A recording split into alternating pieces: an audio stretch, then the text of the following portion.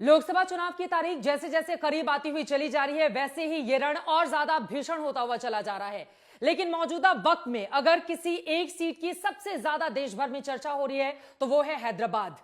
असदुद्दीन ओवैसी के सामने एक महिला तेज तर्रार उम्मीदवार को उतारकर भारतीय जनता पार्टी ने यह साफ कर दिया है कि ओवैसी की राह आगे आसान नहीं रहने वाली। हालांकि बीते 2 चुनाव में बीजेपी को बुरी हार का सामना करना पड़ा था, लेकिन इस बार की परिस्थिति क्या कहती है, इसी पर चर्चा करने के लिए भारतीय जनता पार्टी की हैदराबाद से उम्मीदवार माधवी लता आज तक पर जुड़ चुकी हैं। आपका बहुत स्वागत है आज तक पर। नमस्ते त्रिपाठी जी। 1984 से जो सीट असदुद्दीन ओवैसी या उनके परिवार के पास हो, 10 बार जीती हुई सीट, वहां से बीजेपी ने आपको उतारा है। बड़ी मुश्किल सीटें दे दी है आपके लिए। मुझे लगता है बहुत मजेदार सीट दी है उन्होंने मुझे। मजेदार कैसे? क्योंकि इतने सारे सच वहां पे दबाए गए थे, दफना गए थे।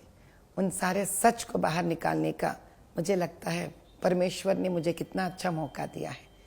आज तक जिस बल पे वो लोग जीते आए, ये जीत लोगों को दिल जीत कर नहीं जीता गया है। लोगों को डराकर, लोगों का कितने ही ऐसा उनके गरीबी पर, मजबूरी पर कई ऐसा काम कर कर और पोलिंग स्टेशंस को, पोलिंग बूथों को अपने कब्जे में लाकर, यहाँ के गवर्नमेंट से हाथ मिलाकर लाए से जीत है वो। इस जीत को, इसके पीछे की सच्चाई को बाहर निकालना है मेरा कर्तव्य है, और इसके लिए मुझे जो मौका मिला है मैं उसके लिए अपने आप को बहुत भाग्यशाली समझ। क्योंकि देश भर में इस बात को लेकर चर्चा हो रही है कि ये कौन सा चेहरा है जिसको बीजेपी ने ओवैसी के खिलाफ मैदान में उतार दिया। आपने बीजेपी कब ज्वाइन की? टिकट की जानकारी कैसे मिली? टिकट मिलने से पहले आपकी प्रधानमंत्री जी से न मुलाकात हुई थी, न कोई बात हुई थी। टिकट मिलने के बाद क्या मुलाकात और बातचीत हुई है? हम आम जनता से चुने हुए हैं, तो आम जनता चुनने से पहले थोड़ी बीजेपी पार्टी में होगी। हम बीजेपी पार्टी चाहने वालों में से हैं। हम बीजेपी पार्टी ज्वाइन नहीं हुए थे। जब टिकट मिला तब आपने बीजेपी ज्वाइन नहीं की थी? नहीं, ज्वाइन नहीं। आप आम जनता थे? हम आम जनता थे।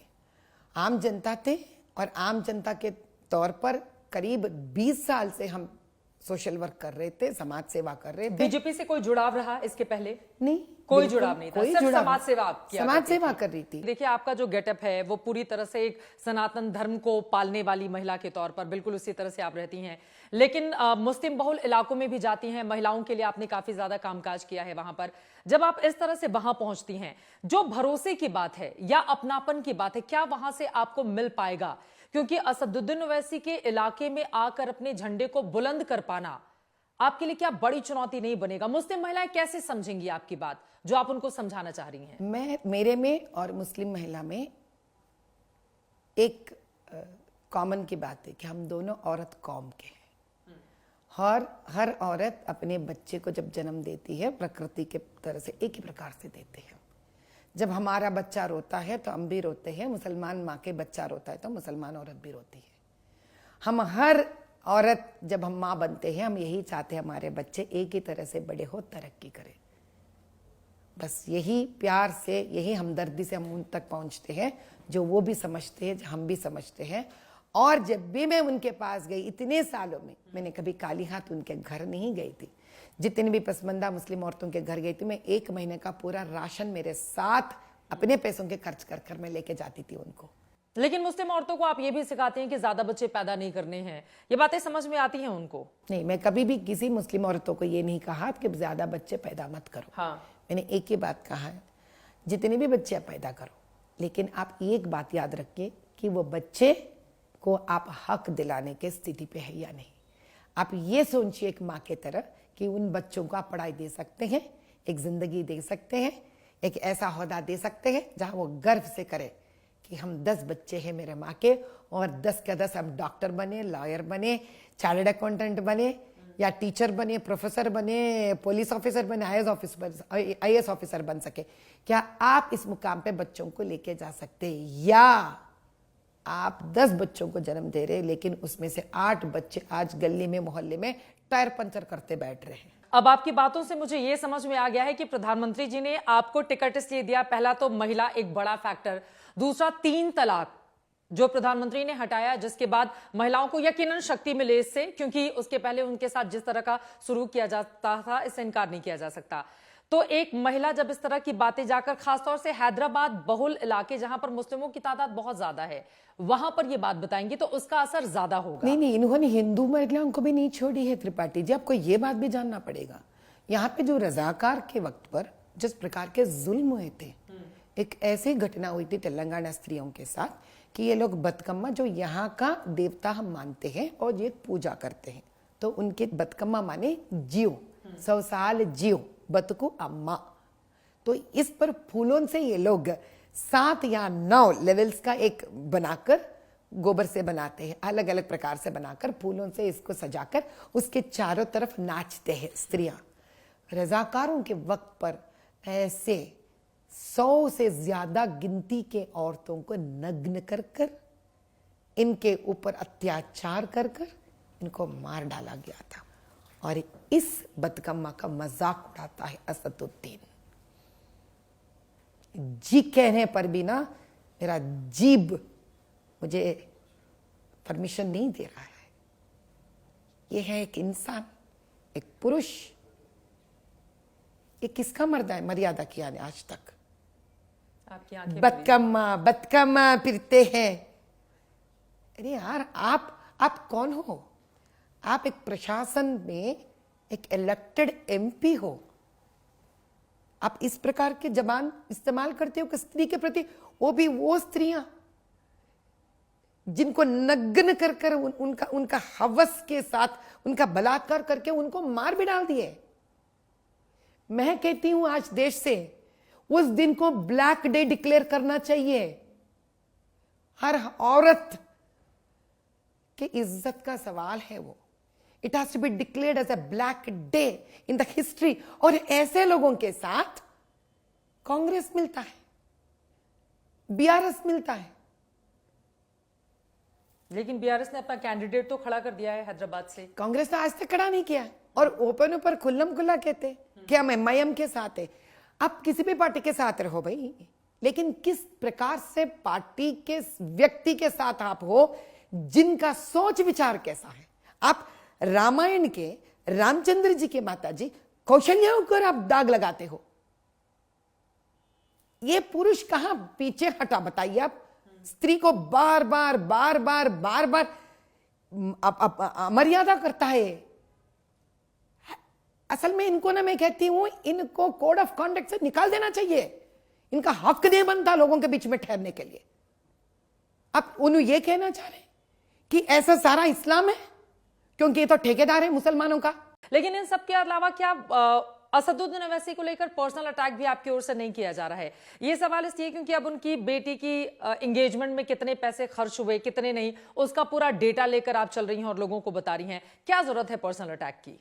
जब आप कुरान को लेकर, मजहब को लेकर, शरीयत को लेकर आप इतने सवाल उठा रहे, तो मैं एक ही सवाल कर रही हूं कि उसमें क्या एंगेजमेंट है? एंगेजमेंट प्रथा क्या उसमें है? क्या उसमें 6 करोड़ खर्च कर कर शादी करने का प्रथा है? तो आप जब मन में आए पब्लिक के मदद समय के साथ अगर वो बदल रहे हैं तो क्या दिक्कत है? तो तब तो ट्रिपल तलाक के लिए भी बदल जाइए ना, यूसीसी के लिए भी बदल जाइए ना। क्या आप अपने एक हिस्सा लगाओगे, मेरे घर के लिए मैं ये बदलूंगा, बाहर के वालों के लिए वो नहीं बदलूंगा? ऐसा थोड़ी होता है। मुस्लिम मतदाता क्या आपका भाग्य विधाता बनेगा हैदराबाद में? अगर वो आपको चुनेगा, क्या वजह इसके पीछे की देख रही हैं? इसमें 2 है। मुस्लिम मतदाता क्या हमको चुनेंगे? जो बोगस लोग हैं, जो है ही नहीं, वो हमको कहां से चुनेंगे? तो हमको अभी एक दिखा देते एपिक नंबर का। आप बताइए, जब 2-2 लोग हैं एक एपिक नंबर पे, ये एपिक नंबर है, टाइप किया हुआ है। ठीक है। अब मैं नीचे जाती हूँ, एक ही एपिक नंबर पे एक ही नाम 2-2 वोटर आईडी। अब आप बताइए, जो दूसरा आदमी नहीं है तो उनके साथ मैं लड़ूं कैसा? उसका गिनती में अपने आप कैसे उसको कैसे समझाऊं मुझे वोट देने के लिए? और इस तरह एक के तो कितने समझाऊंगी, मतदाता हैं? 1.5 लाख से ज्यादा। ऐसे तो एपिक नंबर से निकालूंगी जो है वहां पर। हाँ, 1,60,000 के ऊपर है ऐसे नंबर मेरे पास। 1,60,000। हाँ, तो अलग किस्म के अलग है, वो छोड़ दीजिए। ये सिर्फ एपिक नंबर पे आप टाइप करेंगे, ये जो तो साक्षी हैं, जी। ये साक्षी है आपके लिए। अब आप बताइए, इसमें तो एक सच्चा इंसान है, दूसरा नहीं है, तो मैं इसको मनाऊं वोट डालने के लिए मेरे को, या जो नहीं है उसको मनाऊं मैं वोट डालने के लिए? आपके लिए बहुत बड़ा फर्जीवाड़ा चल रहा है ये देखिए, हैदराबाद फिर में से दिखाती असदुद्दीन हूँ। ओवैसी को जिताने के लिए। ये देखिए, फिर देखिए, ये है एपिक नंबर, और ये इलेक्शन कमीशन का साइट है। एक ही आदमी, नाम, बाप का नाम, सब कुछ, लेकिन कॉन्स्टिट्यूएंसी अलग है। अलग अलग कॉन्स्टिट्यूएंसी से ये लोग सेम इंसान का 2 वोट है। अब मैं किससे लड़ूं? नंबर ही नहीं है, वो नंबर बन जाते हैं, उनके ऊपर लोग रहते हैं। बीदर से, रायचूर से, आंध्रा के बॉर्डर से एक दिन पहले बस में लोग आते हैं, इनको कहते हैं शिफ्टेड वोट्स। इनके वोट यहां बना हुआ रहता है। और एक असदुद्दीन ओवैसी को क्या जरूरत है बाहर से लोगों को लाकर यहां पर वोट वाह डलवाने की? त्रिपाठी जी, क्या सवाल किया आपने।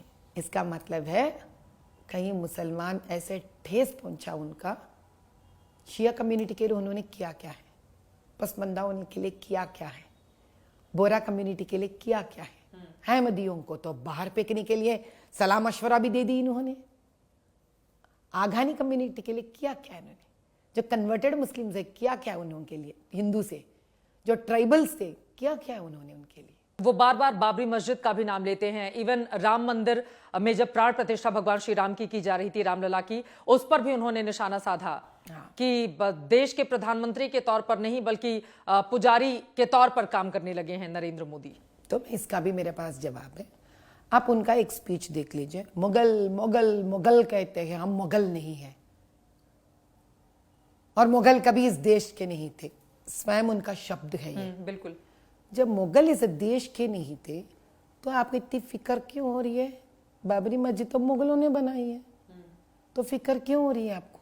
अब मैं और एक बात बताती हूँ, यहाँ का जब एयरपोर्ट बना था शमशाबाद में, तो यहाँ के लोगों ने एक मस्जिद बनाई थी, वक्फ बोर्ड वाले, और 1000 एकड़ का लैंड वक्फ बोर्ड के अंदर था, मस्जिद को तोड़ा गया था।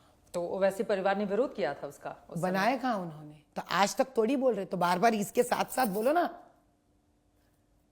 साथ साथ बोलो ना। बाबरी मस्जिद जो मुगल तुम्हारे नहीं है, जो मुगल भारत के नहीं है, वो लोग आकर भारत का मंदिर को तोड़ते हैं, तुम उसके बारे में बात करते हो।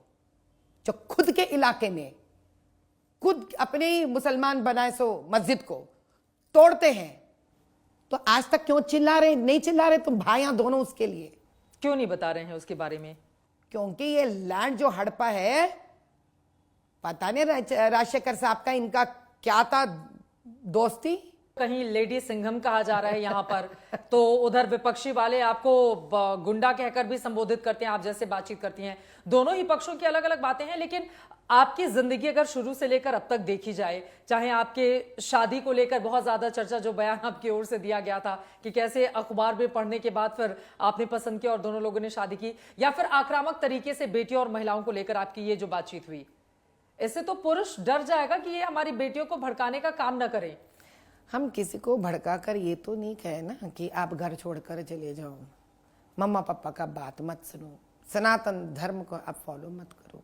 ना हमने कभी मुस्लिम औरतों से कहा है आप बच्चों को पैदा मत करो, ना हमने कभी उनसे कहा है आप अपने घर के बात मत सुनो। ऐसे वाले भड़काऊ बात होते हैं। लेकिन जब हम कहते हैं लोगों को सबका साथ सबका विकास, मिलजुल कर आगे बढ़िए आप, ये भड़काऊ कहाँ हुआ?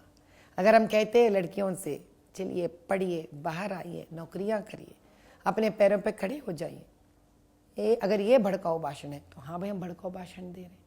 अगर हम युवकों से कहते हैं, मतलब खोल के बोलना भी है कि हाँ भाई हम भड़काऊ भाषण दे रहे हैं, हाँ तो फिर अगर सबका साथ सबका विकास, डर नहीं लगता है आपको? क्या सबका साथ सबका विकास कहने में या उनको नहीं, भड़काऊ भाषण देने में? यही भड़काऊ भाषण यही है, सबका साथ सबका विकास। बीजेपी के कार्यकर्ता बोल रहे हैं कि असदुद्दीन ओवैसी की अम्मा को खड़ा कर दिया है बीजेपी ने हैदराबाद से। असदुद्दीन जी समझते हैं कि नफरत के भाषण से वो जीत जाएंगे, लेकिन हम दिखा देंगे ये नफरत के भाषण से कोई इंसान ज्यादा दिन नहीं टिकेगा। ये एकमात्र प्यार से और साथ सबको लेकर देश के विकास के प्रति जो जाता है, देश की प्रगति के तरफ जो जाता है, सबका साथ लेके जो जाता है, वही जीतता है। जीत रही है हैदराबाद? बिल्कुल। कितने वोटों से हार जाएंगे असदुद्दीन ओवैसी, आप ये दावा कर रही हैं? हाँ बिल्कुल, इसमें तो कोई सोच व्यवहारिक है या फिर भाषण में बोलना है इसलिए जरूरी है? नहीं नहीं, ऐसा नहीं। उसके लिए तो आपको भी जून 4 तारीख तक तो इंतजार करना पड़ेगा। अभी मैं क्या बताऊं उसके लिए। आज तो मैं आपको कोई ऐसा अंजन डाल के तो मैं दिखा नहीं सकती। अब इतना तो मैजिक मुझे भी नहीं आता। ठीक है, 1,50,000 से हम जीत कर बाहर निकलेंगे। अब आपके दावे में कितना दम है इसके लिए तो हमें थोड़ा इंतजार करना होगा। लेकिन राजनीति की बहुत सारी बातें हो गई, लेकिन इसके इतर आप जिनको सुन रहे हैं ये भरतनाट्यम भी सीख चुकी हैं, बहुत अच्छी आप डांसर हैं, बहुत अच्छा गाना भी गाती हैं, भजन गुनगुनाती हैं और भी तमाम खूबियां हैं। इनके बारे में जितना रिसर्च करेंगे आप पढ़ते हुए चले जाएंगे और लगेगा कि एक व्यक्ति के भीतर क्या इतने ज्यादा हुनर हो सकते हैं। कई भाषाओं की भी आप ज्ञाता हैं। मैं चाहूंगी कार्यक्रम के अंत में चलते चलते क्या सुनाना चाहेंगे हमारे दर्शकों को आप? रघुपति राघव राजा राम, पतित पावन सीताराम, सुंदर विग्रह मेघ श्याम, गंगा तुलसी शालग्राम, सुंदर विग्रह मेघ श्याम, गंगा तुलसी शालग्राम। रघुपति राघव राजा राम, पतित पावन सीताराम, रघुपति राघव राजा राम, पतित पावन सीताराम। भद्रगिरीश्वर सीताराम, भगत जनप्रिय सीताराम, भद्रगिरीश्वर सीताराम, भगत जनप्रिय सीताराम। रघुपति राघव राजा राम, पतित पावन सीताराम। भरतनाट्यम थोड़ा सा करके हमारे दर्शकों को दिखाएंगे आप? अभी तक वो रूप नहीं देखा है हमने। काफी साल हो गए, लेकिन कोशिश करूंगी। एक तमिल का वर्णम है गाना ये। सखिये इंद जालम येनडी यंदन स्वामिये वर सोल्लडी इद समयम सखिये इंद जालम। बहुत शानदार, बहुत धन्यवाद आज तक से बातचीत करने के लिए, तमाम विषयों पर खोलकर अपनी राय रखने के लिए। अब 1.5 लाख वोटों से माधवी लता जी को हैदराबाद में जीत मिलती है या नहीं, ये देखना महत्वपूर्ण रहेगा। लेकिन राम एक बार फिर से उनके शब्दों में आ गए। राम नाम की लहर की बात बीजेपी की ओर से की जा रही है, भाग्यनगर नाम रखने की बात कही जा रही है हैदराबाद से, लेकिन इनका भाग्य चमकेगा क्या, इस पर रहेगी आज तक की नजर। अभी के लिए दीजिए इजाजत। कैमरामैन पवन कुमार और संजय कुमार के साथ चित्रा त्रिपाठी, हैदराबाद आज तक।